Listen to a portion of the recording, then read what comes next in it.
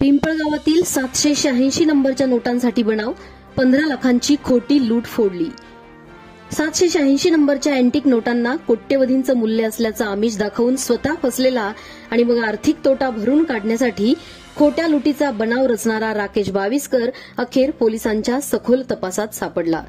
November 2024 पासून Mehta is back नावाच्या YouTube चॅनलवर शेअर मार्केट आणि अँटिक नोटांचा प्रचार होत होता. 500 रुपयांची 786 नंबरची नोट 20 लाखात तर 100 रुपयांची विशेष सिरियल असलेली नोट 1 लाखात खरेदी केली जाईल असं सांगून बाविस्करकडून तब्बल 9,50,000 रुपये उकळण्यात आले. रक्कम देऊनही व्यवहार होत नसल्याचं लक्षात आल्यानंतर बाविस्करने कामगार संघटनेच्या पगारातील 15 लाखांची लूट झाल्याचं बनावट नाट्य घडवून आणलं. मात्र सीसीटीव्ही फुटेज, मोबाईल लोकेशन आणि अन्य पुराव्यांच्या आधारे पोलिसांनी कटाचा पर्दाफाश केला.